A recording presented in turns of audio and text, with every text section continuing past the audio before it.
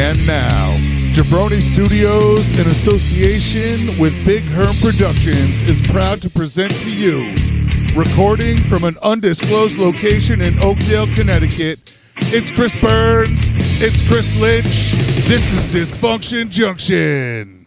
Sorry to disappoint you kids, no big intro this week. Welcome to a very special edition of Dysfunction Junction.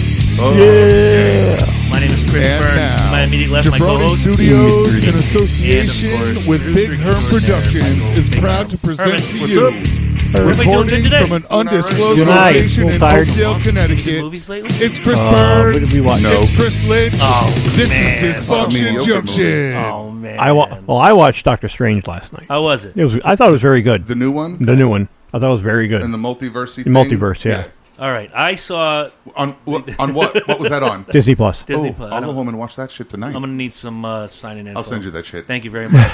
I watched The Man from Toronto, which was okay. That was okay. I watched that last night. Oh, It looked yesterday. better than it turned out to be. That's my. The previews look. The little trailer looks Yeah. pretty fucking good. I mean, and it's Woody Harrelson, and Kevin Hart, who's funny. Do you, but do you remember those movies we used to go to in the 90s when we had time off and the trailers looked so banging and we get there and that was the only funny shit was in the trailer? yeah, like the 17 seconds of the trailer was the movie. Yeah. Yeah, it was pretty much the same. I went and did a lawn job on Sunday, and the client happened to be watching that movie. I saw about 10 minutes of it. I was like, oh, wow, I'm going to go home and watch this. Yeah, not the best. You watched the best 10 minutes at the client's house. Yes, actually. Absolutely. That's not the movie I'm speaking of. You guys knew what we were coming in with before we get to tonight's topic and guest. Beavis and Butthead Do the Universe came out this past Thursday, It did. I got, you know what? I look. I'm gonna start at the top. I loved it, but Herm's got issues. I do. And Herm and I have issues. back in the day as roommates, as friends, We even are- beyond that, we're aficionados. I was just going to say, we are aficionados. Like, we can tell you page and verse some of these episodes, but Herm's got issues, and to the point where we had a copy of the original Beavis and Butthead Moranathon. That's right. The entire first 2 seasons? That whole first season? Yeah, 6 hours worth of videotape. Yeah, All and we had all of the Fire episodes. fire Before they got rid of before that dumbass kid burnt his trailer and down. it had the no longer available to be played anywhere Way Down Mexico Way on there. Yes. Which now you Yes. can't. You can't get that. You can't get that anymore. Why You not? can't get that. They banned it for some reason.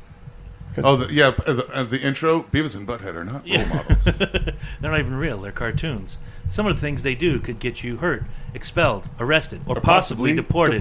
To put this another way, don't try this at home. Please.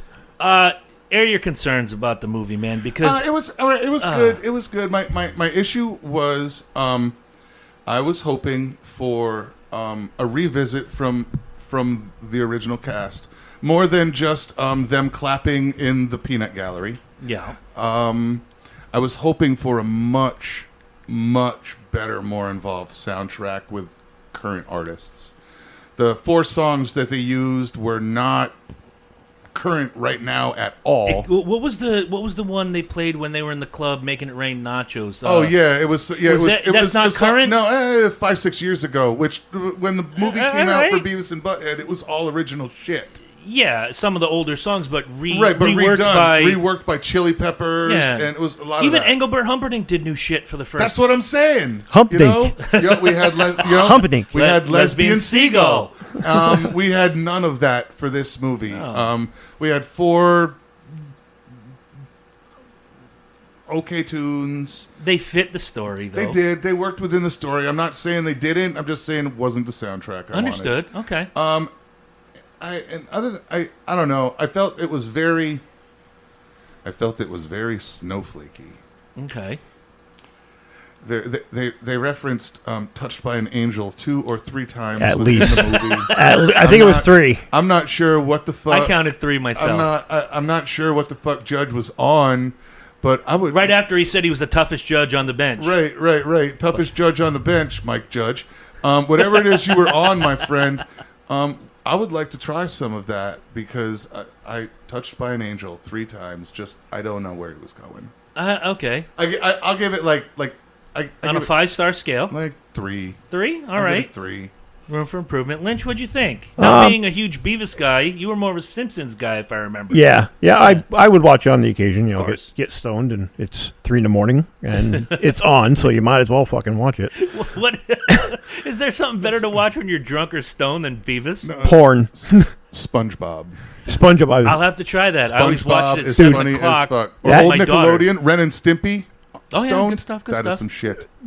SpongeBob is awesome. That's all I'm going to say. But anyway, back I to worry about you guys. no, it's so fucking funny. It's not written for kids. There's so many bad Not at jokes in all.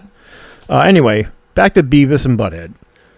I enjoyed it when I could pay attention to it. Now, I'm going to preface that by saying that.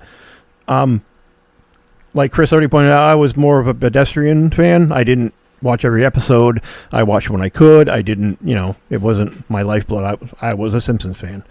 And that took precedent. So Beavis was life. Beavis was like. Butthead is not God.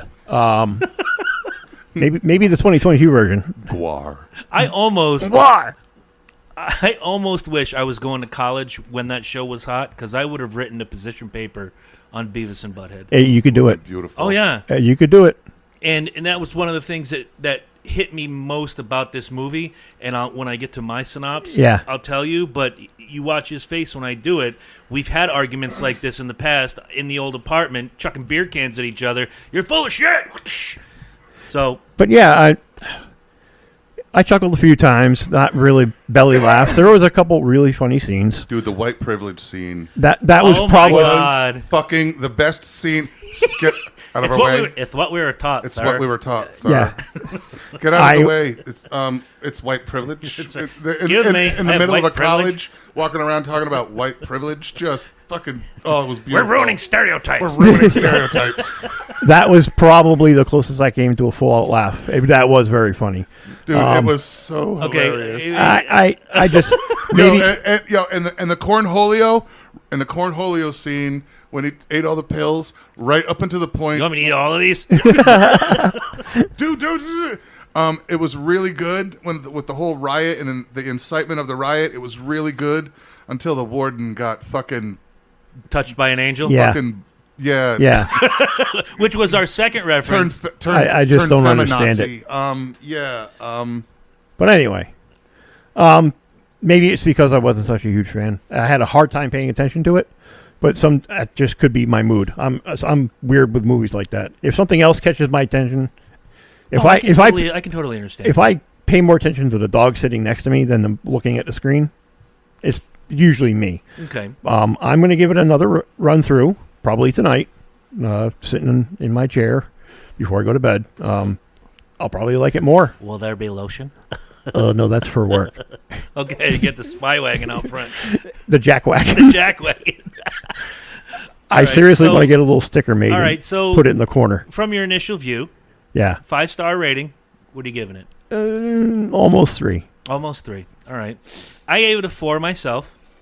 I actually had to rewatch it back. I didn't have to. I was kind of, again, before we went hot, I mentioned I was hanging out with some friends on Saturday, and Derek the Undertaker wanted to see the movie, so we fired it up. Excellent. And the fact that it pissed his wife off, no offense, sweet baby sister, but it made it even better.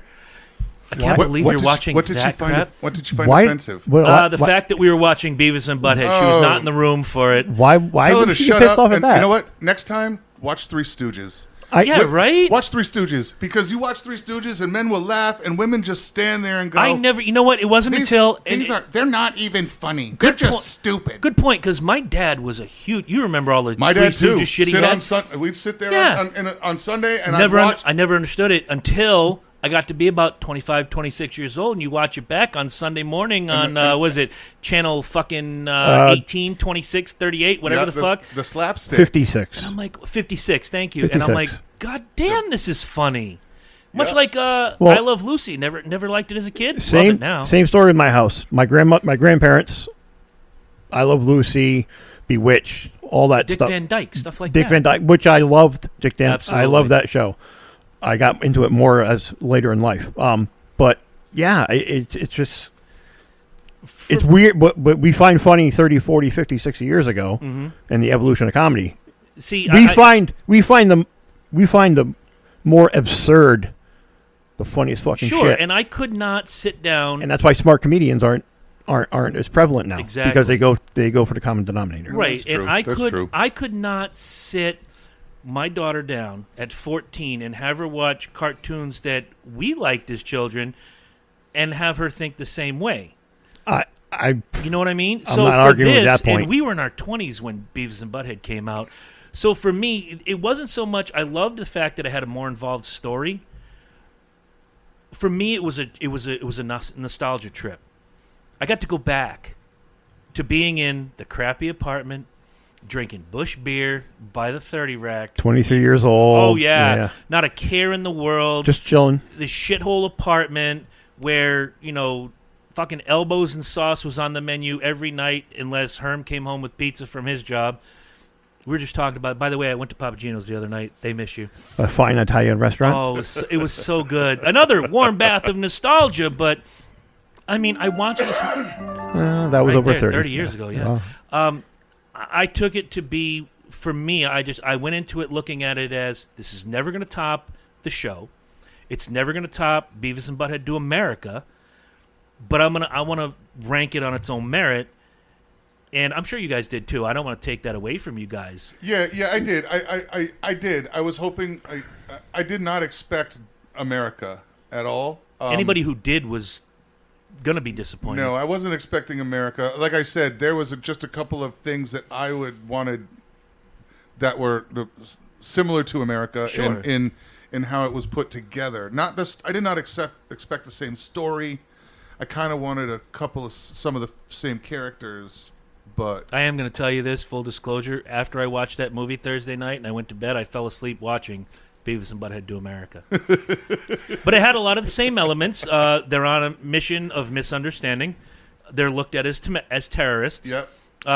Take the time-space continuum out of it. All they want to do is get score. laid. Yeah. Score. And if you have not seen this movie yet, scrub ahead about 2 minutes because it's a spoiler alert right here. So you're going to scrub ahead about 30 seconds in 3, 2, 1, scrub.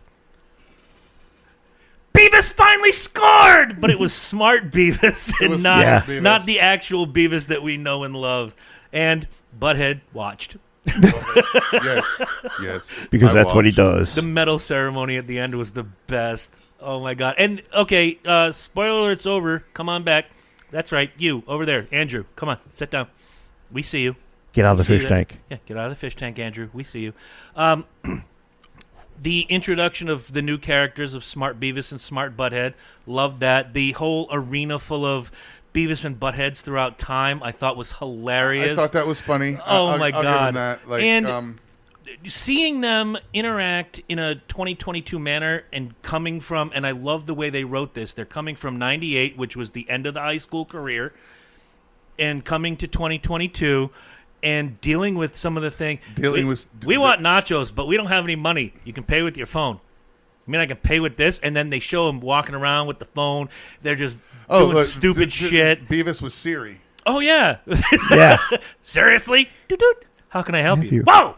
The fuck is that? Who's this? The other thing that I found hilarious is when they're at space camp and they're doing the docking. Yeah. Ooh, yeah. And they bring the other one in. Arm how to slap it. Dude, when they come in and they're like, they're geniuses. They've been doing this maneuver for 18 hours straight. Well, then they bring the second arm in, it's both. Right. Whoa. Using the auxiliary arm as a secondary supportive device? Yeah, right. Excuse me, boys. Shut up. We're busy. Shut up. Ooh, yeah. But again, that goes back to, hey, I want you to do my wife for $10,000. Really? You want us to do her? He'll do you twice as fast. I don't know about this. Well, we close our eyes and pretend it's a chick. Oh, Jesus Christ! I'll give it to you. It wasn't bad. So, it wasn't 5 stars. My original rating when I first watched it was 4, and then I watched it with Derek, and I watched it and it was funny, but it was not as funny the second time around. it was one of those. Okay, I've seen it. You're not. It's not. I'm amending. You're not in that glory moment now. But you know what? I got to go back, if only for 2 hours of my life. I got to go back to that section of my life where, man, everything wasn't good, but man, everything was good, and we didn't have a care in the world, and it was a beautiful time to be alive. And Excuse me. I'm bringing my 4-star rating back a half a star. I'm going to give it 3.5. If you were a fringe fan of the Beavis and Butthead franchise back in the day, if you loved Do America, you're going to like Do the Universe. If you hated Beavis and Butthead, you are an American swine. You're Stay away. Nothing I can do to help Take you. your commie ass somewhere else. Right. And the news coming out of this now is Paramount Plus is going to have full episodes from the day, including the music videos, all the ones that Mike Judge now has. Look at his face. That he had license, and the videos are going to be back inside. They bought. They paid. Did they buy the rights for all of the They paid the rights clips? fees for all the clips. They paid a one-time deal to all these, whether it's Danzig or Kiss or because that's really Tapao what I miss when I watch them. Is it just cuts to the next film? Like, oh yeah, she's pretty cool for a college chick. right. She's cool for a chick with a mohawk.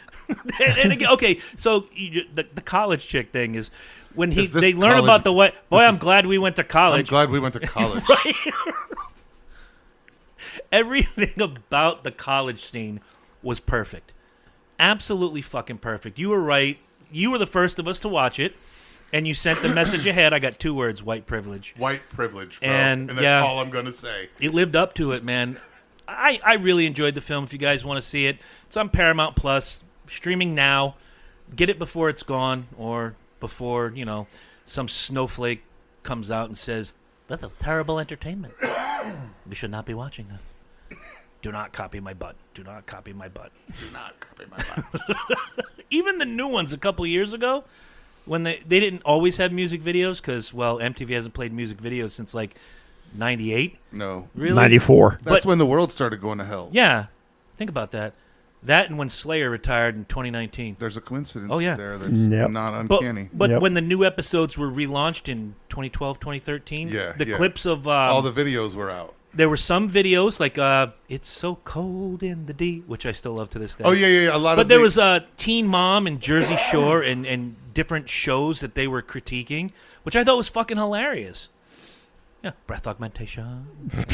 Damn it, those peas are for my boobs. They're not for the baby. It's a stupid shit like I that. forgot that came back. I watched those. I got those on DVD. If you want to borrow them, you can sit up here or sit in the jackwagon, whatever you want. No, thanks. Sure, you got a DVD player in the jackwagon. No, unfortunately, no.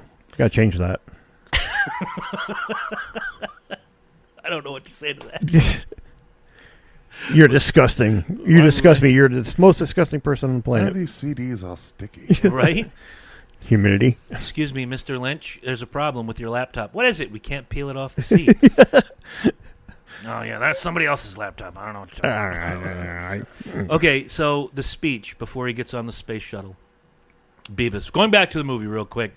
He's doing like this Lou Gehrig speech, like, I've been dreaming about this for years, and, I'd have a dream about it, and I'd wake up in shame and try to hide it from my mom. Again, it's the misdirection. They think they're doing one thing, and the crowd is like, Mr. Beavis, Mr. Butthroid, how does it feel to be going into space? But now I'm like the luckiest man in the world, and you can never take this away from me. The crowd starts clapping. They're wiping tears from their eyes, and of course my man's like... Yeah, that was kind of funny. I'm not gonna lie. The misunderstanding between the crowd, what we know as viewers, that the rest of the movie don't. Oh yeah, and at the end, Beavis is like that. Spoiler alert! Coming down in 3, 2, 1. Scrub ahead 30 seconds. So at the end, when he's trying to tell Serena how much he's in love with her, and I've never said this to another chick before. Oh, and I get the special fit, and here comes Smart Beavis. And Smart Beavis Serena, slides in. I've been watching it from afar. Come with me to my planet, and I can show you things that NASA will never show you. I think I want to score. I think I want to score too. All right, I have a big schlong too, just so you know. Okay. I have a big schlong too. Spoiler alert over. Stop it.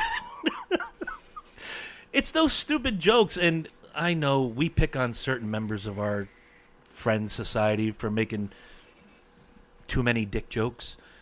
There's no such thing as too many dick jokes when it comes to Beavis and Not Butthead. a Beavis, not in No, that because situation. they're somewhat innocent, if you will. You know what I mean? Yeah, yeah. It's from teenage stupidity. It's not from 40-plus-year-old stupidity. Yes. Yeah, no. Not braggadociory. Right. I mean, how many times have the three of us sat here and somebody says something weird and we're like, you know how I know you're gay? That's different. That's a one-off. That's not every fucking sentence. Except when it comes to the jackwagon. Gotta throw in the jackwagon. Every time. Every time. Dude, if you guys ever get to see, not that you will, because he's stealthy. You ever get to see Lynch in the jackwagon? You can't see Lynch in the jackwagon because those windows are dark. I'm pretty sure they're like painted from the inside. That's like Dikembe Mutombo dark. That is Mozambique dark. That is you charcoal. So blacky blue. Right. You can't get no blacker than this. He went down to Great Scott or whoever the fuck used to do the tinting back in the day. It's like, I want this deep, deep, deep black. Boomer McLeod. There you go. Wow. I won a free tint job from there back in the 90s, and it was the shittiest tint job I ever Really? got. Yeah. It was before the owner that had it before it closed. You know what I mean? The middle owner there. 2 for 2. 2 for 2 today, huh?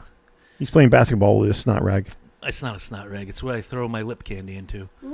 I may snot in about 10 minutes. Before we come back, is there anything you guys would like to add before we bring our guest in? Nope. I'm all thought out. Wow. Never thought I'd hear that one. Just for a few minutes. All right.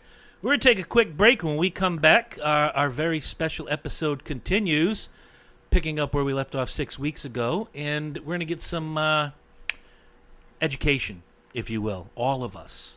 Not just you. All of us are going to get some education. We'll be right back.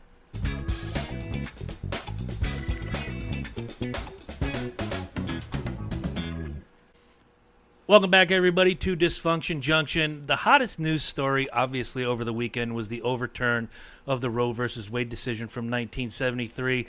On the phone with us tonight is Professor Gary Donato. A long list of accolades, but here's just a few. Formerly 12 years with Bentley University, Boston University, Mass Bay Community College. The list goes on and on. He's given lectures, he's given talks, and tonight he's going to talk with us in regard to the overturn of Roe versus Wade. Professor, how are you tonight? I'm doing very well. Excellent. Good. Now, the first question, and this is going to be along the lines of what we've seen over the weekend. How are you feeling in regard to the outrage that this has created? Well, there's no surprise there, right? I mean, facetiously, I can say that the right protested against all the Supreme Court justices who voted for Obamacare. That's a joke. They didn't. But we see here that the left is engaged in exactly what they claim the right engaged in on January 6th, and that is an insurrection. Insurrection in the Arizona State House, threatening of insurrection at the North Dakota State House, and also other state houses across the country that will claim to be, or they claim to be, overtly and overly restrictive of women's rights. So I'm not surprised at all, especially in today's hyper-partisan, hyper-politicized environment, and most especially when you have legislators who have chastised the right for inciting, and they went out and incited themselves. Schumer, Pelosi, AOC, and a number of others. Maxine Waters, of course, she's always inciting violence. So, surprising? No. Disheartening? Yes. I'm not overly upset by the outrage. I'm sure we've seen, all of us, online over the weekend or even in casual conversation with people we know. There is a certain outrage that people have that, they honestly believe in certain states. I agree that those I don't want to call it reproductive rights because reproduction is something different. The ability to choose what they do with their own selves, let's call it that. But Body Why would- body body- autonomy. body Thank you, autonomy, I Michael. think is Thank the you, term we're Michael. looking Yes, for. yes. Thank you. I appreciate Yeah, that. I'll stop you right there. Please. Individual body autonomy, fine. But once pregnant, the individual body autonomy becomes a dual body. And so the question then becomes, at what point does the woman who has autonomy of her own body now accept responsibility for the autonomy of the unborn body? It's an existing body. That's a deep just question. unborn. It really is, though. Everybody has their Mike. I see your face, and I want you to speak. Everybody has their own idea on when viability begins. You can have I can look at a friend of mine who was born at a little over 5 months, premature, obviously, because gestation period is 9 months, and is now 6'10" and is a big freaking dude. Whereas you can carry a baby to term that can die on the way out. Who decides viability? And I think that's the deeper question that some of these females and even some males, some maybe sitting in this room, have a question over. Who decides viability? Well, right. And Roe v. Wade, one of the problems with Roe v. Wade was that it really seized the authority from the people to decide not only viability, but all with their doctor, of course, but also autonomy. And, when Roe and then Casey, Planned Parenthood versus Casey, when they were decided, and I'm one that says, along with a slew of legal experts and constitutional experts, says that Roe v. Wade wrongly decided that, a woman has, one, autonomy, and two, the idea of viability. They arbitrarily established viability based upon a trimester system. And that's what we've been living with. And with scientific advancements, obviously, as you mentioned, Chris, that viability timeline, gestation timeline, changed. Right, with more scientific advancements, more neonatal units, more NICUs, which are neonatal ICUs. That viability has dropped significantly, as you mentioned. What was yours? 5 months, you said? If it were up to me, and again, it's not up to me, but I think 5 months is a decent cutoff. When you go from the embryonic stage to the fetal stage. Right. I mean, Roberts even made the case, although he was overruled, if you read his concurring opinion, we have a majority opinion, 6-3 majority, but Roberts stepped away from the majority in overruling Roe v. Wade in toto and wanted to keep it at 15 weeks, right, which is just under 4 months. Mm-hmm. And so that point was denied by the majority, the 5 justices who voted to get rid of Roe v. Wade. And then he comes on and he also says later on, he says, I understand that if we kept the 15-week rule, then what we would have is we would continue to have these debates, these challenges, until something more definitive came out. And that's why the majority of the justices were generally motivated, I believe, firmly believe, by what they view as what's called first principles. Describe that. I'm not familiar with that. Well, first principles is, it goes back to the constitutional guidelines of life, liberty, and the pursuit of happiness, right? The Declaration of Independence. And in the Constitution of we the people. Those are first principles. And another first principle, which is a structural first principle, is the separation of powers. And anybody who's read a basic Constitution or taken a basic Intro to American Government class understands that separation of powers, the framers said there should be blending of the powers, i.e. blending of the powers means checks and balances, but there should also be protections against encroachments. In other words, one body, one branch deciding for the other two, basically.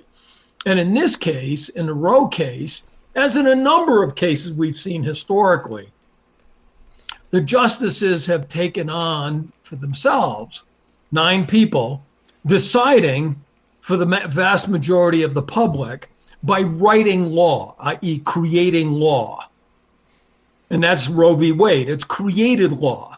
It doesn't, the House of Representatives and the Senate had no say in that.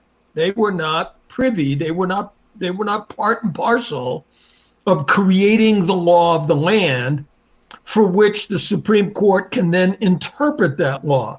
So those are first principles. That's what it means when you have a series of first principles. Makes sense to me. Now, I have a quick question, Gary. It's Chris. Do you believe if 50 years ago in 1973, to get what they wanted, why wouldn't they go the proper channels? I mean, do you think it was wrong to not let it slip through the House and the House of Representatives and the Senate and actually become an amendment to the Constitution instead of hanging it on the 14th Amendment? Because that's right, or a law passed by Congress. I mean, correct. It doesn't have to be an amendment. Yeah, becoming an amendment is a completely different fucking process. Yeah, it's a different animal. right, but having it much more difficult. And I'm just saying. And the reason, the amending process is incredibly difficult. It's meant to be long and tedious, as James Madison would say. But right? yeah, you're right, Lynch. Once that decision is made, then you can then hang actual law, introduce a bill, and hang actual law off of that decision. Because my understanding, correct me if I'm wrong, that's not the way this happened.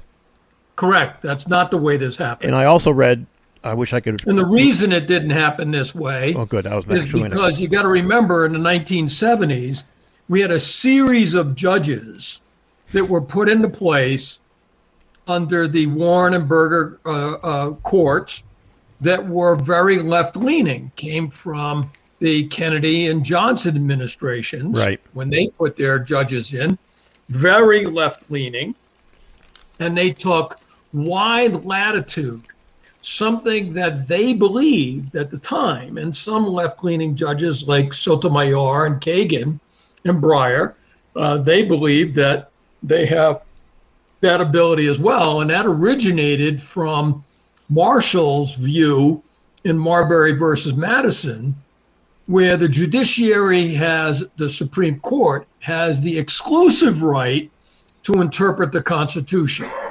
And then when you go a little bit further in history, you have a series of other judges who believe not only do we have the exclusive right to interpret, but we have the exclusive right to be judicially active on behalf of the citizenry.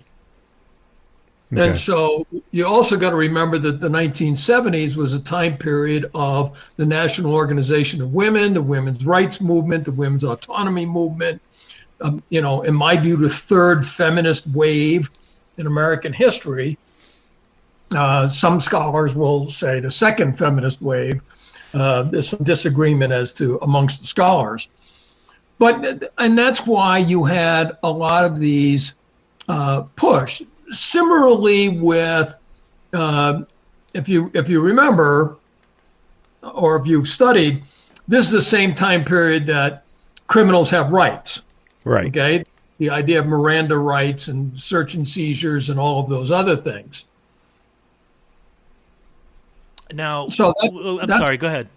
That's a little bit of the history behind looking at the process. And so whenever you are of the left or of the right, then you're going to make extensive use of that short time period that you have to push through as much of your agenda as you possibly can. If you can't get it done through procedural process of Congress, which is a little difficult because especially when legislation gets to the Senate, as we've been seeing, the minority party has the power of stopping legislation through filibuster and whatever procedures. Whereas, and so the left in the 1970s understood that. And so they says, well, here's another chance. We've got a vast majority of judges on the bench, 7-2 at that point.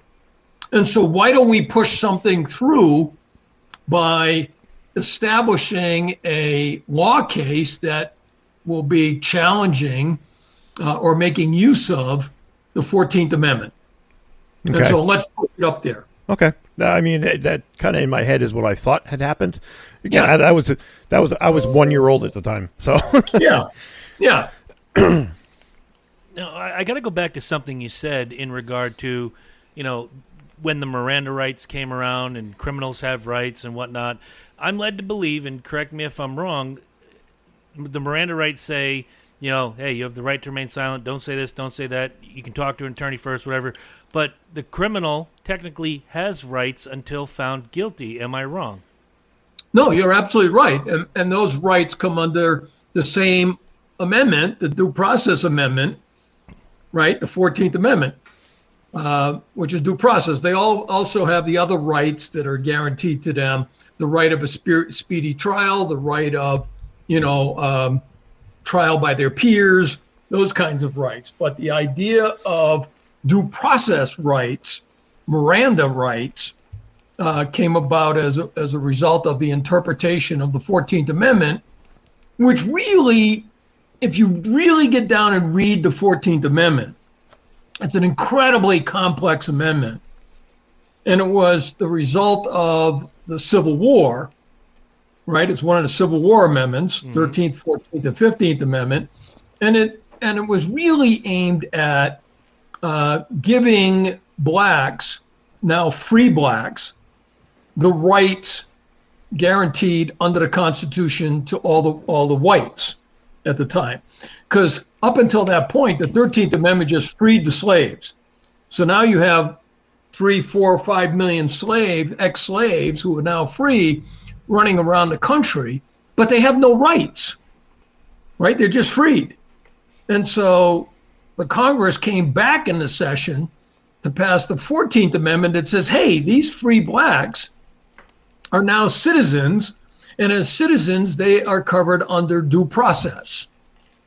And then this was a chance at the time for a fairly radical Congress to put into place a lot of other language in that 14th Amendment that becomes quite complex and confusing, which future Supreme Court justices said, we can read broadly into this, think judicial activism, we can read broadly into this to find things that the framers may not have thought about, and B, maybe not even explicitly in the Constitution.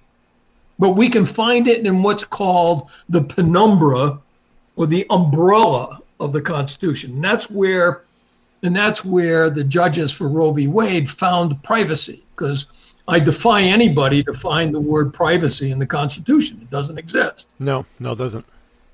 And once you find privacy, right, and notice the language of me, once you find privacy, then the next step is to say abortion is a private matter.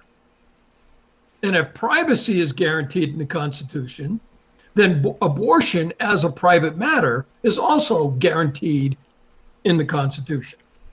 Yeah. But it was one would think, absolutely. Yeah, well, I mean, that's good logic, right? Faulty logic, because you're basing it on nothing. Because neither of those terms are in the Constitution, or even explicitly or even implicitly. I mean, really, it's a very, very, very, very implicit. You got to dig to pull that out of the 14th Amendment. And the 14th Amendment is also one of the things that gun owners use, just to shift topics a little bit. Gun owners use the 14th Amendment because the Second Amendment does not guarantee individuals the right to bear arms. that guarantees individuals as part of a militia the right to bear arms.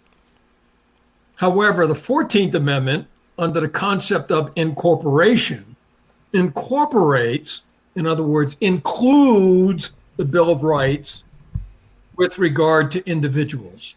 So now, if you want to say I as an individual have a right to bear arms, it's not by the Second Amendment. It's by the 14th incorporation of the Second Amendment from the states to individuals. Fantastic clarification. That Thank makes you. sense. I never thought of that. I never would have even thought to go that route. Yeah. So, shifting back to the Yeah. hullabaloo from, and again, fantastic drop-ins, all of them. Herm made a great comment. We covered the leaked decision, 6 weeks ago, just kind of riffing off each other, and you made a fantastic point, and I want you to make it here. I don't know what my point was. I don't, about He's asking you to remember 6 weeks ago. Jesus Christ, I don't remember what I had for fucking breakfast. bacon and eggs, bacon and eggs with hot sauce. Well, I'm pro-choice, but I'd be willing to bet I could challenge you on that. I'm sure you could, sir. I can assure you you'd lose. Trust me on this Because one. a vast majority of I'm not individuals. speaking about the majority. I'm speaking about myself. Well, even yourself. What I said was that Get to the let's they do the got point the here. decision 50 years ago, and they got the decision that they wanted, but unfortunately, that movement didn't get the decision that they needed. All right. I agree. And by Agreed. getting the decision that they wanted, all right, which allowed them to progress, they never continued to clarify and tighten that ruling, and never proceeded to put it into a form that made it much more tangible and also permanent and ineligible to be erased. They never i.e. fully law. Right. They never fully pushed that. Once they got the decision they wanted, they never pushed it to the legislation that they needed. Correct. That in itself, combined with President SCOTUS appointments, is basically what I feel allowed this to happen through in layman's terms. Well, even back then, the right, the pro-life movement, right? It was called a pro-abortion movement. It was never called a pro-choice movement. It was called a pro-abortion movement, and then immediately came up the pro-life movement, obviously, right? Or the anti-abortion movement. And that's because in the beginning, this topic actually was relatively split down the middle between the right and the left. Correct. The topic wasn't actually adopted as a red issue until the moral majority and the Republican Catholics and Christians really took heart into the topic. That's when this is the Reagan era, the Christian right. Right. That's really when it became the moral majority Christian right, is really when that took off with them. In the very beginning, it was a lot of people don't realize it was completely pretty much split down the middle, Dems or Republicans. Yeah. There was no side. Right. It was half and half, and that's just the way it was. Right. You were ride or die with whatever Right. side It you didn't rolled matter. with. You didn't associate with a party with your decision. You just associated with your choice. Right. And going back, and I know you're not you painted with a rather broad brush with the Christian, Catholic, what have you. I mean, we've known each other a long damn time. I don't have a problem with bodily autonomy. I think there should be certain restrictions. However, no, I wasn't implying. No. I got this. See, that, but you see where I'm going with this. Absolutely, there are people, and I'm sure Gary can attest to this and give us even a broader scope, that will say, okay, because I am Catholic, and you brought this up in past conversations, I must follow the letter. I can't, eat meat on Friday. I can't do this or that or the third, because this is what the doctrine tells me to do. But in their heart and in their mind, they may say, you know what? If I got raped and now I have to carry this baby, this is wrong. This is inherently wrong. Right. There are some, however, that will say, regardless of whether it was rape, incest. God says that we're going to deliver this child, and if we don't want to keep it, then we're going to put it up for adoption. So there are some that will right there. you know, There's still a contingent out there. There is a good contingency of people that Right. are that way. That, I mean, you're talking like Bible Belt style thinking, but Right, yeah, and even and a lot of for it the strict- is literally geographically situated within a country. You know what I Yeah. mean? yeah, Yeah. you can see the demographic matching, pretty closely to the geography. That's true. But over the last 50 years, that contingent has gotten smaller and smaller until we get into the latter part of the 90s, early part of the 2000s, where we bring in the argument of not just abortion, but the argument of A, viability, and B, partial birth abortion. And once you bring those two pieces in, especially the partial birth abortion, then those individuals who were, leaning on the fence, they were pro-choice up to a point. That point was clearly defined with the partial birth abortion argument. And then similarly, as you mentioned, those who are on the far right, they will say abortion under all circumstances is wrong. It's against God's will. But then you started to see some of those individuals cleave off once the argument of rape and incest came into the picture. So we started to see a vast majority of the people, by some scholars' representation, 60%, other scholars go as high as 75%. I'm in about the high 60% range based upon my own unofficial surveys over the last 20 some odd years of the majority of people are limited choice, limited right to life. Okay. So they'll say, yes, right to life, unless, or I'm pro-choice, unless. And that's where the debate became more and more complicated. And that's why the Roe decision was, these judges realized that it was going to be increasingly more complex as they move forward. More and more cases were already working their way up to challenge Roe.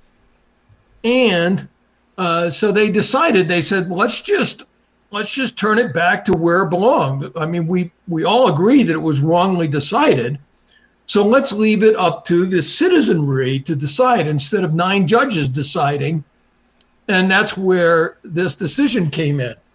What's interesting for me as a political scientist and diplomatic historian is that these conservative justices, right? We can say that they're conservative. Right.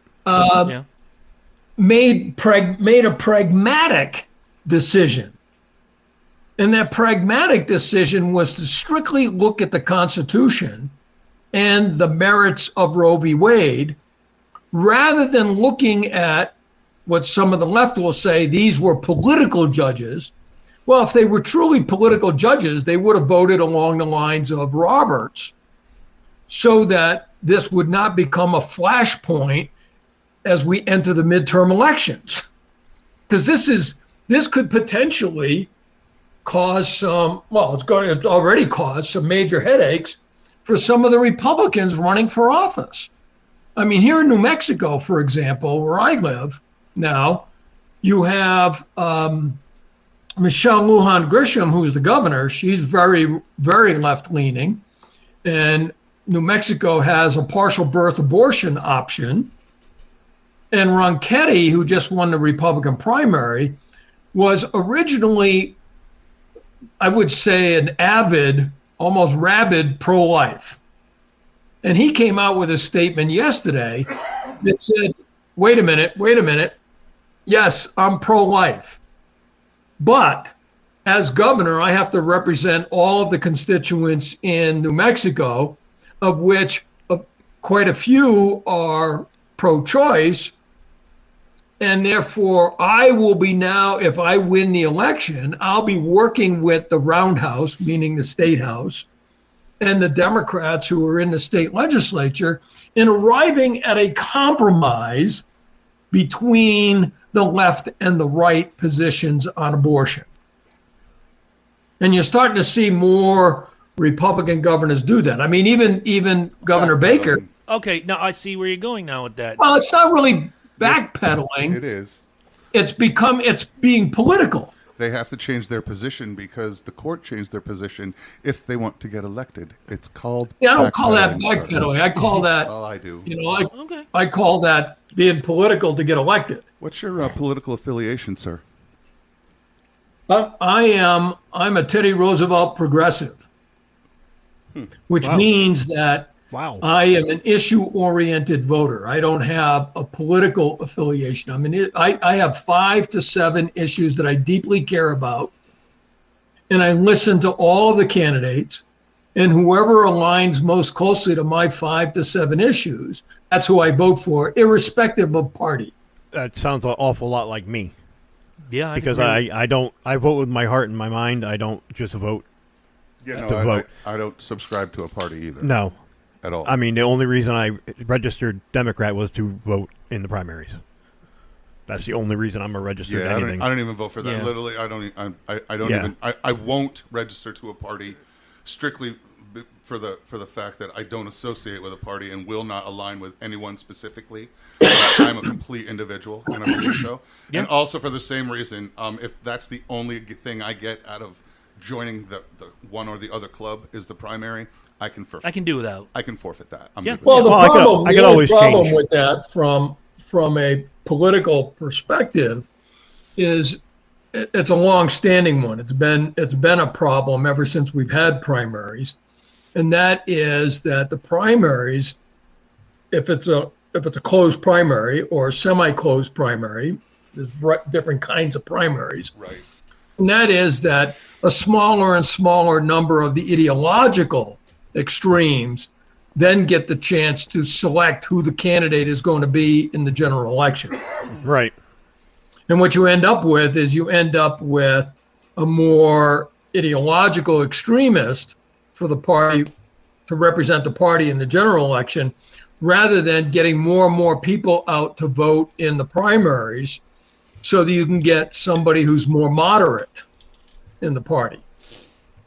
Okay, good point. And I want to take something you said before we went on the air, Herman. I want to get Gary's opinion. We all agree, and I think you will too, that Joe Biden ran more as a moderate than anything else. Would you agree? Yeah. I believe he ran as a moderate centrist. All right, right. I believe that was the position he took. I believe that and this is what I was saying prior to going hot.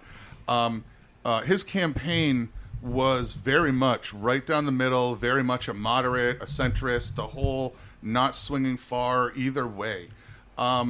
Unfortunately, I think that's what the voters voted on, and what they got, unfortunately, was something that was much more a leftist extremist than he had come out through his campaigning. Sure, he was co-opted. He was co-opted by the progressives, right? And given some of the policies with immigration and some of the other policies that have gone into effect, they're much more way far left than the Joe Biden we saw during the campaign as very much down the middle, which was what a lot of people were hoping for. Now, to be fair, to be politically fair, George W. Bush did the same thing. George W. Bush. Yes, he did. And then he went far red. He went far right. George W. Bush campaigned as a compassionate conservative, focusing on domestic issues, education, and then went to even healthcare. And then went to the war with the entire Middle East. And then what happens is 9/11. I mean, in an interview with George W. Bush, I asked him, and I asked Dick Cheney as well. I said, why did the party move so far to the right? And George W. Bush told me right to my face. He said, 9/11 gave me my mission. It gave him the power, and it totally opened him up to being able to do all of that. It gave him the green light. Right. Totally Right. gave him the green light to do whatever And he so wanted both to parties, in the name of you know, justice. both parties are guilty of moving from the middle, which is where most Americans are, Right. to the extremes. And then we both feel, you know, right feels and the left feels that they've been duped. Everybody feels screwed over because Right. this isn't what we signed up for. Yep. Right, You know, exactly. we signed up for this kind of in the middle, maybe not everything we believe in, but kind of right there. And now all of a sudden it's so far. We've taken such a hard turn. His approval rating right now is literally just. He's got the My worst. credit score is better than his approval He's rating. got the worst. He's got the worst. I was watching it the other day. He's got the worst approval rating since like. Carter. No, it's even lower. Is than it worse that. than Carter's? That's lower than Carter. I'm pretty sure Wow. he's got like the worst approval rating in history at the moment. If it's not, it's real close. Wow. He's the lowest approval rating It's like since 39% right now. since Watergate Nixon. Yes. Wow. Okay. It's literally like 39%, bro. That's literally his percentage. Well, Yeah. he's lower than Gerald I'd Ford. Mid to upper 30s. I'd like to take a minute and just go on to a couple of other points with regard to where we started, and that's Roe v. Wade issue. Yes, sir. Absolutely. And, you know, there's another fear that the left is stoking here, right? And that is the fear that this decision, and Clarence Thomas didn't do any justice to this fear, right? He stoked the fear himself. And that is that this is going to lead to changing the laws on contraception, changing the laws on miscegenation, changing the laws on, you know, same-sex marriage, all of those other what we can lump into social justice issues. However, if anybody read the actual opinion, the justices made it very clear, including Thomas, made it very clear that the opinion expressly does not address contraception, same-sex marriage, or any of the other rights, okay?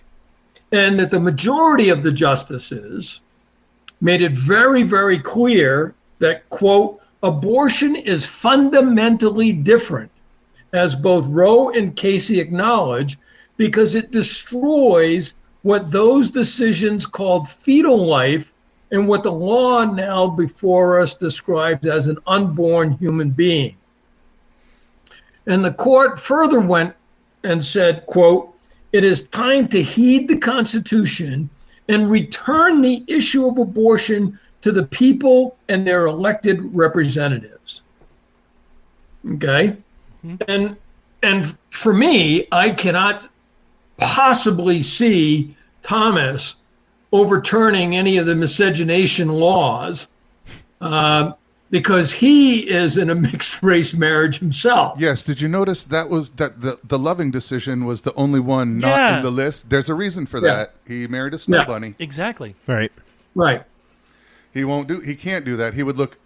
He looks bad saying what he said, and Right. opens him up. But if he were to list the Loving decision, considering he's in an interracial marriage, that would look Right. extremely bad on his part. Oh, absolutely. Like, Yeah. what? So there's no way he Yeah. could even, whether it's true or how they feel or whatnot. There's no way he could do that. It would literally it would kill him. Oh yeah, it would destroy. Right. It would He might as destroy well his step marriage. out in He front of a wouldn't even be train. sleeping on the couch. Now with Clarence saying what he said in regards to the ideas they've had, don't think there aren't other justices that possibly Feel the same way. feel that way. Yeah. But you know what I mean? Yeah. Clarence won't say it because he's in that. There's other judges Right. that may not say it because of Clarence, but it's not No, to we say that also- there aren't possibly some conservative judges that disagree with that decision as well. Absolutely. Right. Now, we also have to keep in mind that for the justices to have to be able to decide something like that, whether it be contraception, the Griswold case, or the Loving case, or the Lagerfeld case, for them to revisit those cases, the first thing that has to happen is it's got to come to them. So a case has to work its way up through the courts. What case came to the court to promote this overturn of Roe v. Wade? This was the Dobbs case, the Mississippi case. Okay, all right. That came up. The other point to make too is that before justices can even hear a case, they have to have what's called, and this is for your audience, they have to have what's called the rule of four. And that means that 4 justices, actually it's their law clerks that actually separate things out, but the 4 justices out of the 9 have to decide that this case is constitutionally worthy to hear. And once the 4 justices, it doesn't matter which 4, all you need is 4. Once they decide that rule of 4, then the case can get on the docket. And then it's heard. So a case has to bring the issue before the court through a writ of certiorari. In other words, please hear this case. Right. And then 4 justices have to go, yeah, that one's pretty important to hear. So we like that one. Let's do it. Yeah. It's nice. Yeah. Let's do that one. And when you think about it, the justices get a couple of thousand cases per year. Wow. to come before them. They get a shitload of stuff filed. There's a huge list, and they see 6 a year. And then they actually hear between 75 and 90 cases a year now. All right, Holy crap. Yeah, but it's not. It's not. I was being a little extremist, but the number that they actually are able to see and go through versus what their petition is. It's fractional. It's not. Yeah, it's not even 10%. It's right. It's tiny. Yeah, it's about 3%. Yeah, it's very little. Yeah. Right. And the one question, and I know I've said it to a couple of people. I said it when we covered the leaked opinion on again. I think it was 6 weeks ago. I think so. Somewhere around there. And people wanted to eat my lunch. I said, much like you said, putting this back into the hands of the people was a good thing, because I do believe that a majority of the people in the United States of America of legal voting age, whether they're registered or not, first of all, get your ass out there and register to vote. Get your voice heard. Second, I think a majority of the people in the last Quinnipiac poll listed it at 71% of people are for pro-choice, even with certain restrictions. I would rather have, the people decide than have what these people are. A lot of people are saying it's just 9 people in robes taking us back to The Handmaid's Tale and the knee-jerk reaction, which, again, I understand some of the rage, some of it I don't, because all you had to do is take a basic history course and you would know this is not the end, it's only the beginning. Right.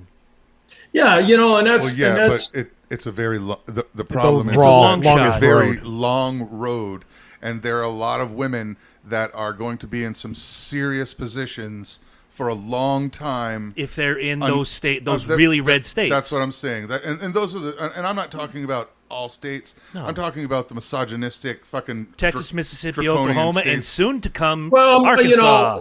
One of the things there's a couple of things we got to keep in mind there. Okay. The first thing we got to keep in mind is that over the last 20 years, abortion has decreased by 20% overall nationwide. The second thing to understand, and your audience needs to understand, is about 60 to 70% of all abortions are now done through pills. Yes. Yeah. Absolutely. That you can get through the mail. Mm-hmm. Okay.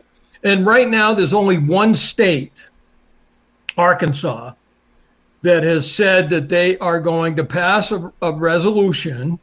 They're calling their legislature into session. They're going to pass a resolution prohibiting pills from being received by citizens of Arkansas. Wow.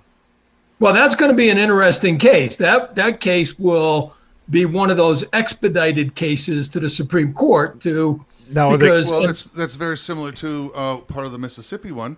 The Mississippi one is you're not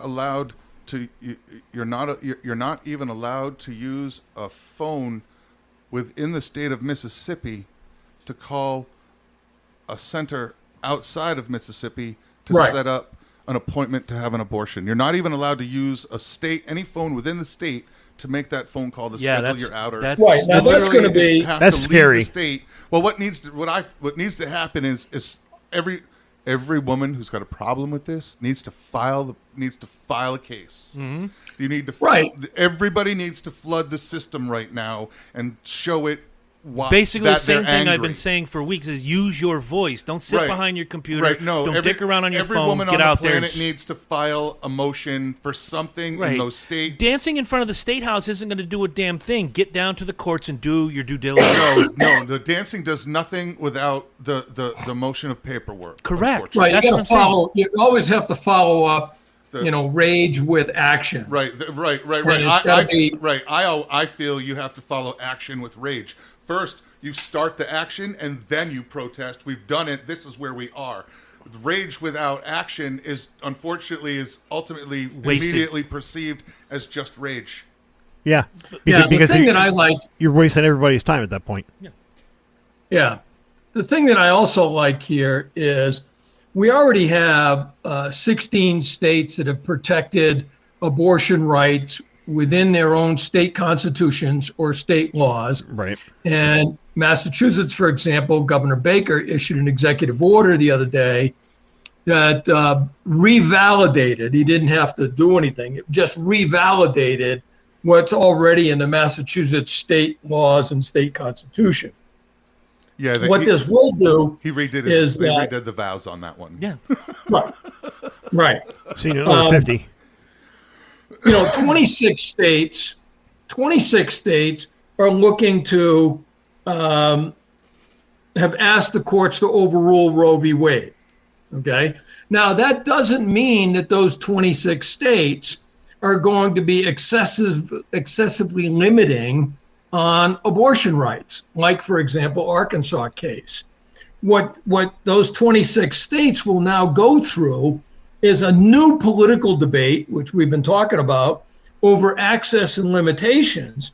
And most of the citizens of those states, if somebody just does a little bit of a demographic study, even of those red states, they may look red because of the Electoral College results.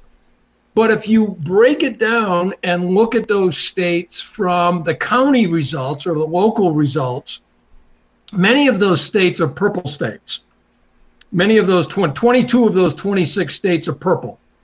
Wow. And it's only because of the Electoral College that they're actually red. About being purple. Yeah. Okay.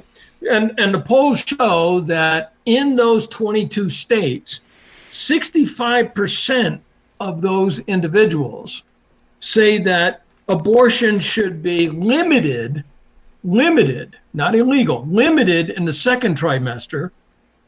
And 80% say it should be illegal in the third trimester. So you still have 20% and 35%, which is going to bring you into a lively debate. But more importantly, of those 22 states, 71% of the residents of those 22 states that I looked at, 71% support a woman's right to an abortion in the first trimester. So even if it's a red state, right? Even if it's a red state, you have two factors. Number one is 71% of the voters support limited abortion access, right? And the second, and then almost full access, about 80% of them vote for full access in the first trimester. But the more important thing here is that this will push people, as we've been saying here, push people to either get their representatives to get it into the state legislatures quickly, or if the state legislatures are unwilling to do that, take the initiative themselves and put it as a referendum on the upcoming ballots. because a lot of the legislators will say, I really don't want to get into that mess, and so they'll turn it over to the people in the form of a referendum. The last point, statistical point that I want to make is that when you look at the country, 53% of the population of the country are women. And if women really, really wanted, they could get it passed. But as we all know, women do not vote as a block, right? Well, I made this point when earlier the 53% is brought up. Yes, the country is 53% of the country is 53% women.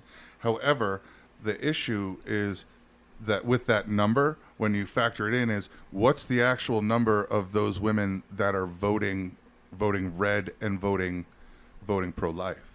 So that there is a skew. Yeah, it drops that 53%. Right, you know what I mean? So, right, that number does not fit, is 53% as a whole, but it's not 53% to the good. It's there's a different breakdown that out of that number. So that number backs out. I don't know what the number is actually, but you know what I mean? There is, just for the listeners, that number does break down and back out. Right. And but I would also add that there's a ether, large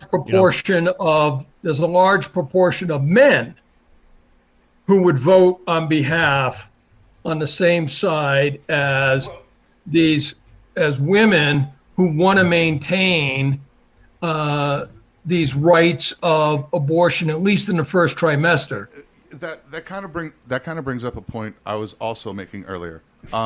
We've seen the last 2-3 days what we here at the show called the quote-unquote "men ain't shit" movement because of this decision. Lots of hate towards men, lots of hate towards men in general, that broad brush, men. What is a man? An adult male human.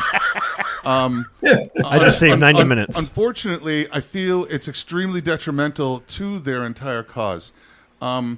I understand you want to tell men to shut up, but a lot of us would fight for you if you didn't shun us and treat us like shit when this happens, because it's really not men they're mad at. They're mad at maybe a few specific men on a court, okay?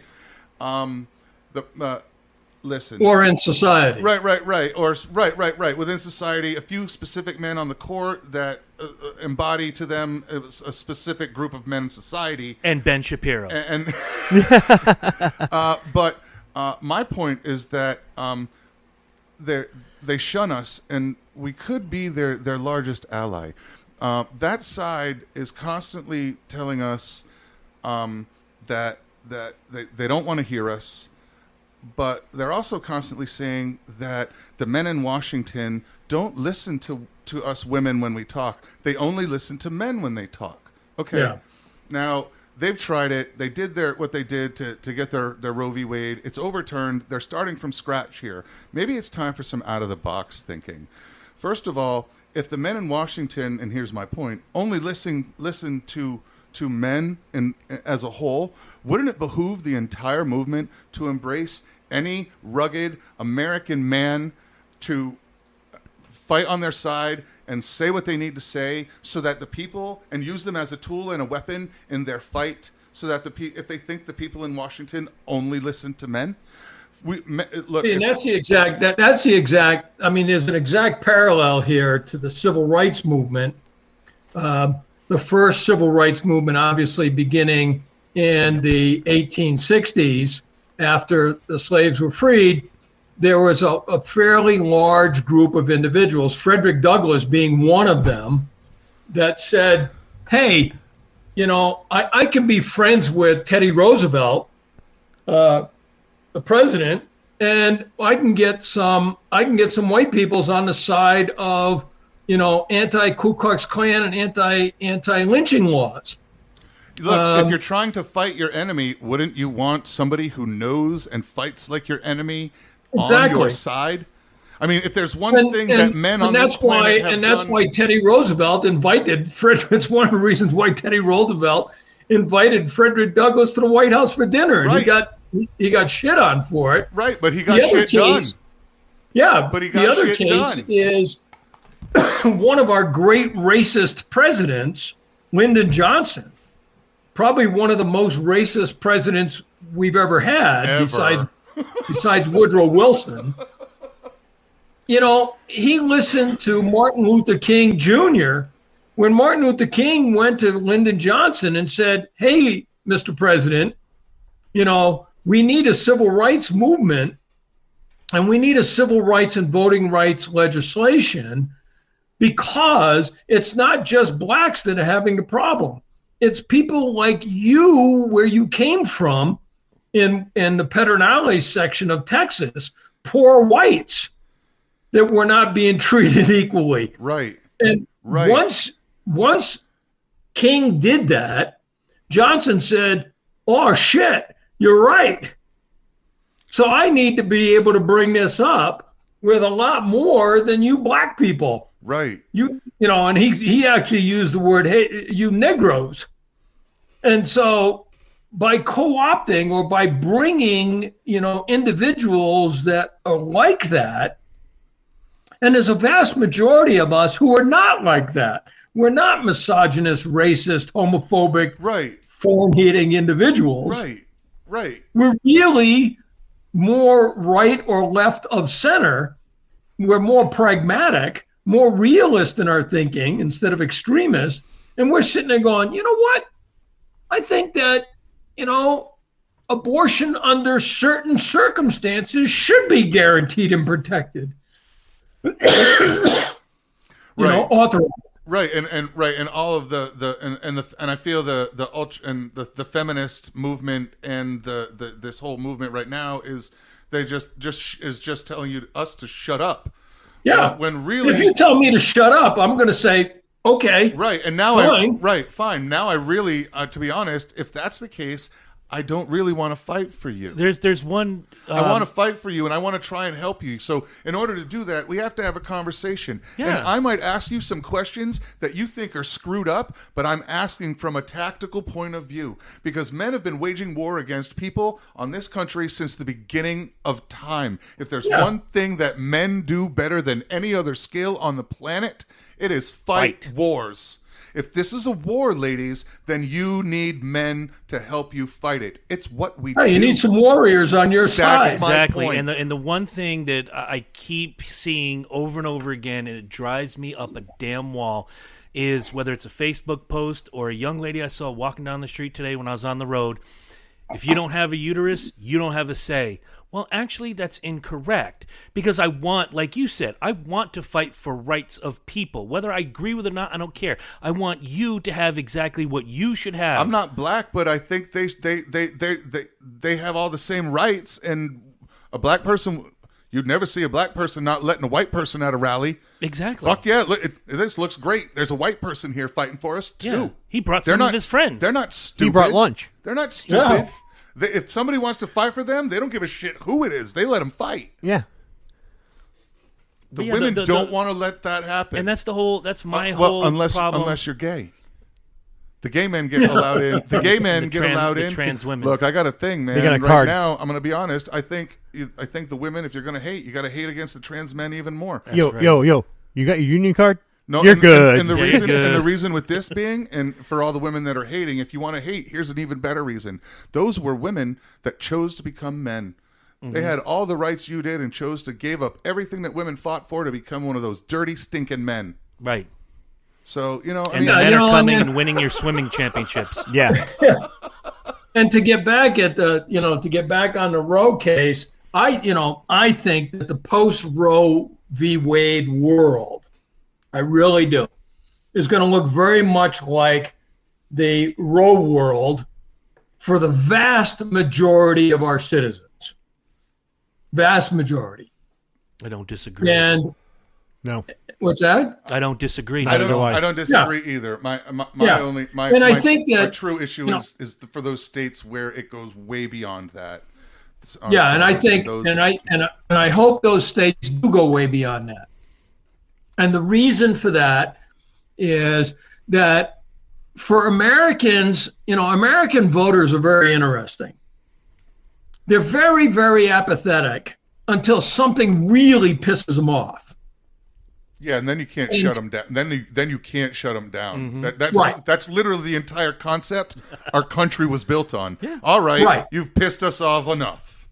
Exactly. I'll take it up to a point, but once you reach that point, I'm in. Yeah, I'm all in. It's literally the American way. That's it. That's about fucking enough. And there it is. To go back to the voting thing, and what Gary said is true. If those states do get even more archaic with their laws, the next election cycle's coming up. You vote them out. You get the good guys in, and you win the day. It may be a long haul. It may be a tall hill to climb. But at the end of the day, man, I don't it's think going to it be is worth the fight. And win it, I don't win think more it is a quickly long haul. I have to agree Longer with you. than they and want. I don't think it's going to be long before you're going to see action coming through. Right. I think... Well, the timing is perfect with the elections. Midterms, and you have the next election. And I don't know if you're going to be able to get it moved that fast. It's got to happen really fast to happen for November. Well, again, as your point... Well, you're already seeing, like here in New Mexico, you're already seeing the Republican candidate for governor challenging the incumbent by, modifying his position, by taking a political position that caters to or looks at the broader constituency of the state. And I think that this is one of those issues that, because of the leak, many of the politicians who are running for office, they recognize politicians. I used to be a strategist for different candidates. And one of the things we recognized very, very quickly, and one of the things that I always brought to the table, was James Madison in Federalist Paper number 52. I love the framers, the Federalist and the Anti-Federalist both. But James Madison in Federalist Paper number 52 made two very important points. The first point is that America needs to have frequent elections to guarantee a continued voice of the people. Number two is his argument on factions, which was in 52, but it was also in Federalist 10, and that is that factions, groups within a society, will be motivated by crises. And that if you want to challenge another faction, make use of the crisis to challenge that faction. So in those, what I call crazy red states, the ones that will say no abortion under any circumstance, that's crazy red or crazy right wing. Mm-hmm. And that will cause many of the legislators who hadn't really thought about abortion as an issue because they're running in a red state will now bring the issue up because an increasing number of the citizenry will become activated. And I think that Joe Biden, in his moment of lucidity, was right. He said, abortion will now be on the ballot. And the justices, I believe, were indeed motivated by the need for the public to make these decisions. And that's why I would argue that Roe abruptly ended that political process, but this decision reestablishes that political process for the citizenry. Well, it's like we hit the pause button for 50 years. We'll just pause right here. Yeah. And hopefully this shit sticks. Like Herm said, you got the decision you wanted, but you didn't get everything you needed. Right. Oh, wow. I think that's absolutely, your point there is correct, because if they truly want to leave it up either to the statehoods themselves, why not open it to a broader audience and say, let's get the real number of yes or no? Because that tells me more of a story than what my representative can tell me. He can tell me whatever he wants to my face. Right. But there, he can go turn around and do the exact opposite. Oh, yeah. You can look at any one of our representatives when they put something up there and they ran on, say, every Wednesday is Big Hat Wednesday, and then it comes before, the vote, and they vote the other way. Right. It's just, you know, and I understand people say that, you know, political system's broken, you talk and nobody listens. There are ways to get your point across, and you have to, like you had said and Mike had said earlier, you got to be loud and you have to be large, because if you're just going to rest on your laurels like we did with that case Roe v. Wade for 50 freaking years, I agree with Mike 100%. We had the time to do what, as a country, if they wanted it protected that badly, why'd you sit down for 50 years? Right. Instead of, I mean, look at the gay marriage issue in California. California is a very left-leaning state, and the gay marriage issue cycled back and forth 8 times between gays are okay to marry, gays are not okay to marry, gays are okay to have civil unions but not a marriage. 8 times they cycled back and forth until they finally settled on a referendum that said gay marriage is legal irrespective of what you crazy legislators are saying. right. And so I'm sorry. one of the things that I always find interesting, and I always used to tell my students, especially in state and local government, is state and local government is the laboratory of democracy. And states will watch each other to see how things work. Massachusetts watched Colorado for quite a while before they determined that maybe marijuana should be legal in Massachusetts. 2 years. Yeah. But we're not going to say it. Us legislators are not going to say it because we're not quite sure this is a hot button issue. So the people said, wait a minute, we've waited 2 years for you guys to come up with something. So screw you. We're going to put a referendum before the people.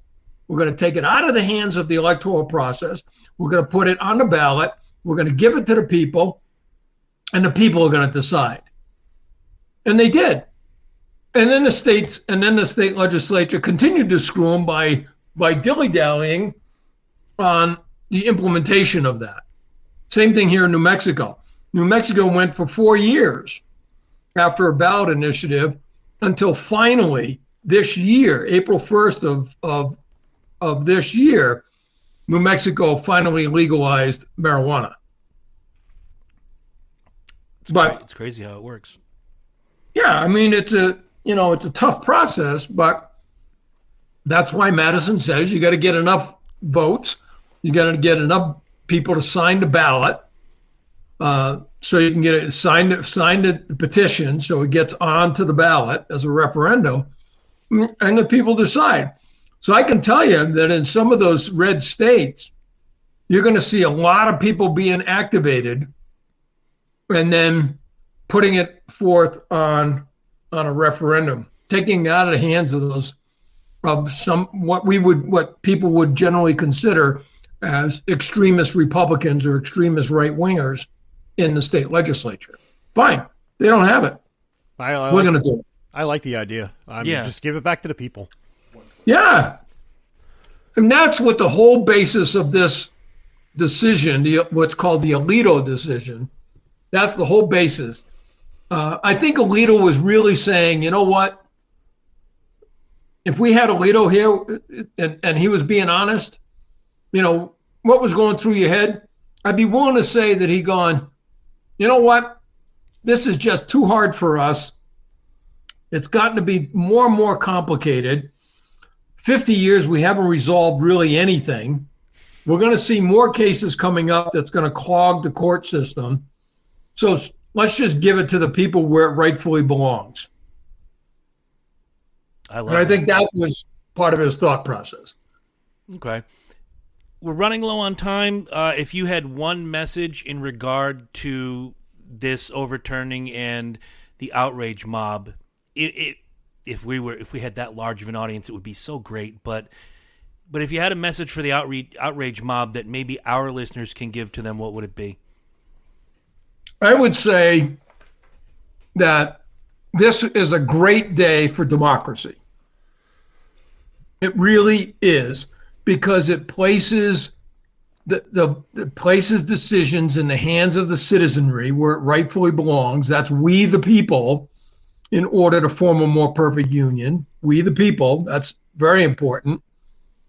And tell your friends to go out and form that faction that will drive state legislatures. In other words, be an active, informed citizen.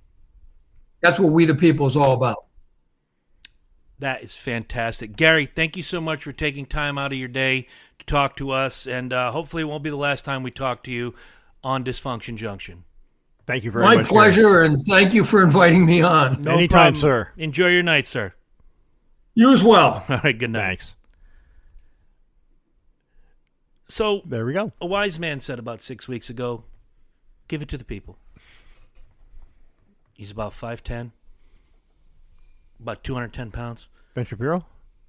No, he's like 5'5" and a $103 with a brick in his pocket. I never thought It's not my issue with the giving it to the people. the No. issue is what for you? The issue is that while we're giving it to the people, thousands of women's rights are being violated. And you can say whatever you want, but that's a true statement. It is. While the justice process and all the great American shit is happening for the better of the fucking country, thousands of women are having their rights violated. Okay, real And quick, that's I'm my- with you, but I that's think your my- number is off. Uh, Hold that thought, I'm agreeing with you. Hold that thought. Okay, we're just going to go to Texas. The population of Texas is 30 million people. I want to find the breakdown because millions of women. well, Millions. I don't know. That's millions of. And I'm just Texas alone. No, that's what I'm saying. I'm saying thousands because it's a safe number. I don't know what the millions numbers is, Right. And I don't We don't really never need- want to speak. we that, don't really but need to have- know no, that. because I can guarantee that there's thousands. Because a million is 1,000,000. So Yeah. so you know what I mean? Like there's thousands. Now, however you break it down, there's a bunch of 10. There's 850 million tens in there. Okay, I'm never a fan of semantics, but I'm a fan of that one. Okay, Good so job. there's Another thing I learned thousands, about there's- Big Herm today. Yeah, right. Because a million is 1,000,000. So technically, that's thousands too. Yes. But there's thousands and thousands and thousands of women whose rights are going to be violated while this happens, and to a point where it's good for them too. Right. in those states, and I said it weeks ago, and now with Arkansas coming in with new legislation They're just- and Mississippi, I feel even worse. But and I don't want to minimalize or marginalize. Again, all of these and my big issue with all of these trigger laws was like literally like if Alabama put a law on the books that says we invoke slavery if they ever decide that's cool again. Yeah. What? Yeah. But this Texas decision and these laws in Mississippi and in Oklahoma, that's perfectly okay, and nobody saw anything fucked But that up was even about that. before the overturn of Roe, and that's the thing. That's my thing. Like we've literally like we turned a blind eye. We've had this abortion law on the books for 3 years just in case that ever happens. Yep. Yeah, and again, That you're it's not going to like hear. just some limits. All right, like no second trimester. No, they're saying no. It's no. It's literally like no. Texas Mississippi is actually literally- wanted a conception law, which Well, that's Mississippi. At conception, I heard they were conception- heartbeat, which is 18 to 25 days. No, Mississippi is claiming that baby starts at conception. So there's not even a choice. This is the one There's time- not even an option for a day after This pill. is the one time I'm going to Let agree alone- with the term clump of cells, because at the time of conception, you are an egg and you are a sperm, and then the little thing for goes 2 days. ding. You're right for literally. It And all you're a has to zygote. happen. Yeah. right, because literally it takes like 12 to 24 hours to do that whole down and attach. We're not biologists. Let's not You know do what I this. mean? Yeah. Do that thing. I'm in my little bubble. Where's the uterus? There it is. And that's the thing, and it has to attach itself and become a thing. I was and- the fastest swimmer. Hooray. Yeah, I was the lucky one. yeah, right? Yeah, like so.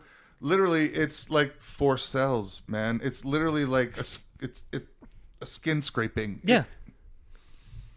But that's the rule. You can't even Which I said then and I say now. You can't use the telephone in Mississippi to call somewhere else to schedule an Hold on, let me abortion write the out of rules. state. Not cannot use the phone. Yeah, like how fucked up is that? And those women, and in Mississippi, it's under any circumstance. Right. And I raped by your father and you're pregnant.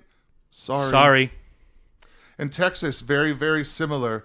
Rape or incest, but in Texas, it comes down to Texas uses the word legitimate rape, which What? Okay, which to an to extent. me which mean that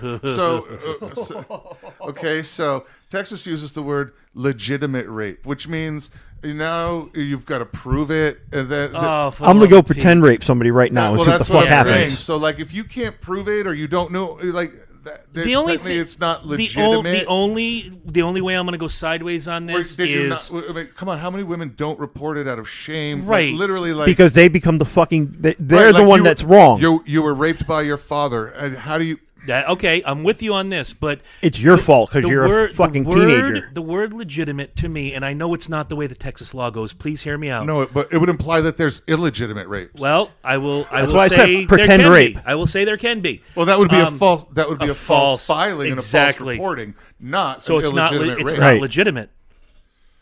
Well, the report is illegitimate. Yeah, but you don't find that out until that could be 2 months before Right? that. Jack and Jill go up a hill. They both Jack came come down with a buck and a quarter. Yeah. Well, beyond that. And 2 days later, Jill's mad at Jack. And much like you said, could have a false filing. That's the only way I will accept, and I don't live in Texas, thank God, the word legitimate. Right, like I get that, and it's a false filing, but it's Texas. I know. We all understand that they're not using that word that way. I know. Oh, That is not how they're using that word. I think it's important. It's kind of like in Princess Bride. You keep That using word. That word. but I don't think think you you know understand what I it came means. that close to making a meme for some of these people this weekend, and I just, you know what? I'm gonna stay silent. I'm gonna wait. I knew we would come here and have a good discussion. Bringing Professor Donato in did not suck. I thought it was great. I learned a lot. Hopefully, everybody out there did too. But I think the important thing to remember for you, the listener, for everybody you share this show with, and share the shit out of it this week. This one is very important. It's more important than drafting a baseball team or talking about silly fucking movies. This is the time to shine. Get out there. Be active. If you're going to protest, do it peacefully. Do not burn anything down. Do not break shit. Please. First of all. At Second, least not my house. Or mine. I'm on your side. yes, I think we all are. Second, go to your representatives. Yeah, to varying degrees, I believe make so. Noise. And when the elections come around, start at the state level or even the local level. Find out what they believe about the subject. And if they're on your side, vote them in. Pray to God they don't go the Biden route and lie to you. Well, the unfortunate outcome of this, what you're saying, is the energy level of the country is right now. You know where I'm. They don't want to work. They'd rather make a TikTok than go and actually They don't do want something. to. They don't want to go to work every day, have a fucking job that pays some bills. Bills were those. They're not going to be motivated enough to do their homework and research. And unfortunately, I feel a lot of the young people are just going to want to scream, and don't understand that that just burning the place down isn't going to do anything. It's just going to make everybody think you're a bunch of crazy broads. It's going to legitimize the people that are pointing the finger and calling you fucking crazy. That's exactly it. Is they need to put as many pieces of court stuff in. They need to file. Everybody needs to file a case. Paper trail, Everybody man. needs to file a case. Make it difficult. Literally, ladies, some of these cases cost $30 to file a case. You're filing a case against the state. File it. You're literally filing it small. Somebody else will pick it up. If enough of you file, all right, enough cases, you'll have a class action suit. And when you get a class action suit, some big lawyer firm will pick you up. Because that's what they do. They look for those big, meaty cases. You need to clog the court system with defiance to these laws immediately so that somebody sees a class action suit and starts picking up the fight with you. All right? You don't want to let the men help you out, but some of us really would love to help you out. I know I would. All right? Yeah. Some of us would really love to help you out, but we really don't but we don't like being delegitimized. We don't like not having our rights thought about too in certain situations, and we don't like being shunned and told to shut up. We're trying to help you out. We are not the enemy. Mm-hmm. There are men out there that are your enemy, but that's not all of us. That's not the three dudes in this room. No, absolutely. The point you made earlier was you'd be the guy standing in line at the rally with them. Yeah. And then they tell you to get the fuck out. Right. Don't you? At that point, you're making your own worst enemy at that point, because you're pushing away the people that want to help you. It's like showing up at your house and there for an intervention. I'm here to help you. I'm here to push you down the right path. Right. And make sure that you get what you want. Right. Yeah, and you're just telling me to get out. So here's an idea. Never push away the helping hand, because right now, and this may be the analogy best suited, in a lot of these states, women are drowning. If we reach out our hand to you, don't slap it away and wait for another woman to come along, because guess what? You're going to die. We're trying to pull you out. We're trying to pull you out too, man. Just so not all men are your enemy. Just Correct. Remember that, ladies. Not every man is your enemy. Here's an idea. You know what should happen? What? MTV should bring back Rock the Vote. Oh, wait. They don't play music anymore. No. They don't play music anymore. It would be more like Jersey Shore the vote. Heard. Is VH1 still a thing? Snooki the vote. It I is. don't know. It is, I think. I don't watch a whole lot of regular What was the television. crappy Canadian one that was out for a... Much Music. Yes, Much Music. Thank you. I was trying to think of that the other night. They played like 3 American bands, and the rest it was like Zebra. Yes. Like anybody gave a fuck about Zebra. They played all your favorites, Rush. What's behind the door? Oh, fucking Christ. All right, are we good? I think we're I good. think we are. Quick question. What? Next Monday Purple. is Independence Day. Yes. Are we recording, or are we taking the week off and letting you, the people, have a break? I don't know. What do I'm you good wanna with do? taking a week off. All right. All right, Lynch has decided we are taking a week off. All right. All right, we will return on the 11th. All right. So with that, go dig into the back catalog. If you have nothing better to do next week, go pick a number between 1 and 31 and just listen to that one. That's right. Have a good time with it. Yeah. And ladies, we're here for you. Yep. We want to help. We do.